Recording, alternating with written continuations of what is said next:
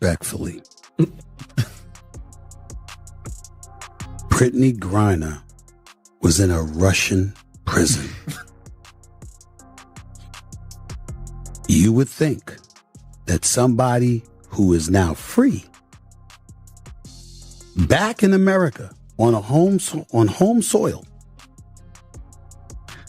would not have too much to complain about. After Stephen A. Smith responded, Brittney Griner appeared to completely unravel. He sharply criticized her after she made racial comments involving Caitlin Clark.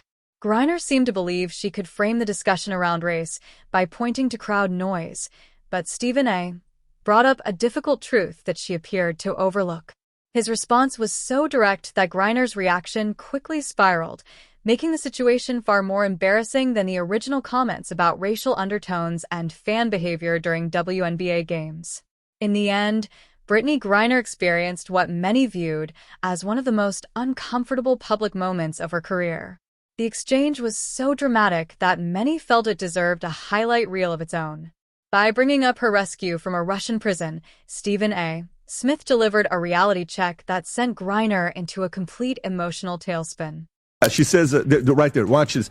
Every time we play her, there's this commotion, like this loud rumbling from the stands. Turns out it's people, thousands of them, just sitting there watching on purpose. It's very disruptive.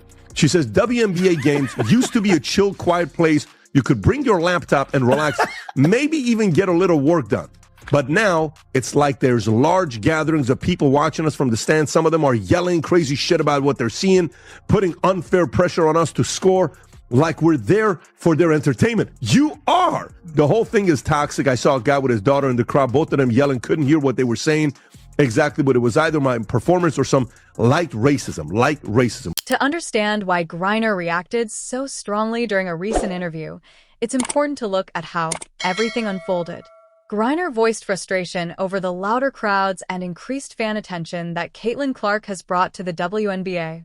She described seeing a father and daughter cheering from the stands and suggested their excitement could have been directed at her or connected to what she called light racism. That was the phrase Griner chose to describe the situation. Take a moment to consider that a professional athlete looked at enthusiastic basketball fans and concluded there might be racist motives behind their support. That kind of thinking was exactly what Stephen A. Smith refused to accept. If you're enjoying this story, be sure to subscribe for more powerful WNBA content every day. Respectfully, Brittney Griner was in a Russian prison. You would think that somebody who is now free, back in America on home soil, would not have too much to complain about. Especially something like this. Fans in every sport. She described the fans. Yeah. When Stephen A. Smith heard Griner's comments, he didn't hold anything back. He reminded viewers that Griner had only recently returned from a Russian prison after a prisoner exchange that involved the release of Victor Bout, the arms dealer widely known as the Merchant of Death, who had been convicted of conspiring to kill Americans. The U.S. government traded a convicted terrorist to secure Griner's freedom, yet after returning home, her complaint centered on the noise coming from basketball crowds.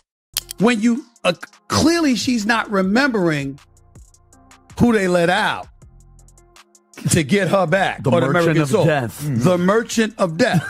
An arms dealer that wanted to kill American citizens, according to the reports. That's who they let out.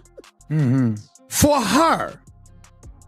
Even many of Griner's supporters found it difficult to defend her position because it came across as ungrateful and completely tone-deaf.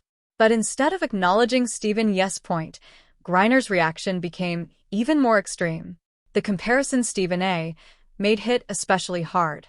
Here was someone who had truly experienced depression, lost her freedom, and faced serious consequences, yet she was now using that platform to criticize Americans for showing excitement at basketball games. Rather than showing appreciation for what she had been through and the opportunities she had been given, she doubled down on the victim narrative and lashed out at Stephen A. She appeared to have a very public meltdown simply because someone challenged her perspective, accusing him of not understanding her experience while dismissing his analysis as foolish. This is insane. Let me read you the ticket prices. After Caitlin Clark's been hurt for 2 weeks. All right? So let's go through this. Caitlin Clark absence is having an immediate impact beyond the court. According to data shared by Yahoo Sports via TickPick, prices for 2 specific Indiana Fever away games against the Chicago Sky and the Washington Mystics dropped. The irony of Griner argued that the loud crowds were making it harder for her to play, yet her own comments and the reaction that followed created far more attention and distraction than any fans ever could. In many ways, she became exactly what she was criticizing, a distraction that shifted the focus away from the game itself. That irony was impossible to ignore. While Stephen Yes's reference to her rescue from a Russian prison was the sharpest part of his response, he also argued that her comments reflected a basic misunderstanding of what professional sports are all about. Fans don't buy tickets to sit in silence and clap politely. They come to celebrate, react to big moments, and bring energy to the arena. By treating passionate fans as a problem instead of embracing that atmosphere, Griner appeared disconnected from the reality of professional sports. In nearly every major sport, athletes feed off the crowd's energy to raise their level of play. Her reaction also raised questions about whether several WNBA players were truly prepared for the level of attention the league has received over the past 25 years. For years, many players competed in an environment with limited accountability, little public criticism, and relatively low expectations. The racial element of Griner's original remarks was especially concerning because it assumed the worst about ordinary fan behavior. Caitlin Clark's arrival brought greater attention, tougher scrutiny, and much higher expectations, and it was clear that some players struggled to adjust to that change. Suggesting that a father and daughter cheering during a game could be motivated by racism reflected a mindset that looked for problems instead of recognizing that fans might simply be excited about basketball. Griner's decision to describe the crowd's reaction as light racism was exactly the type of careless language that Stephen A. Smith has challenged throughout his career. He also stressed that making accusations of racism without evidence or proper context can weaken the impact of addressing real racial issues while creating unnecessary division. Rather than reflecting on the criticism, Griner responded by attacking the messenger and portraying herself as the victim through a series of defensive social media posts, reinforcing many of the concerns people had raised about her mindset and approach to professional sports. What made the situation even more embarrassing was that Griner's public meltdown happened while the WNBA was experiencing record growth in both popularity and revenue, driven largely by Caitlin Clark's impact. Instead of embracing the opportunities that came with the league's increased attention, Griner continued complaining, despite Stephen Yes's reminder of the prisoner exchange that helped secure her freedom, an event that has taken place during a period when WNBA players are earning more money than ever before. The point Stephen A. raised carried significant weight because it highlighted the striking contrast between Griner's experience in a Russian prison and her current complaints about American basketball crowds. Anyone who truly understood what she had gone through might be expected to appreciate every moment of freedom. Her inability to show gratitude for returning home and resuming her professional career came across to many as deeply entitled. The U.S. government negotiated with terrorists to bring her back, yet she chose to focus on the noise level at basketball games, a response that many viewed as disconnected from reality. Her reaction also suggested that she struggled to accept legitimate criticism.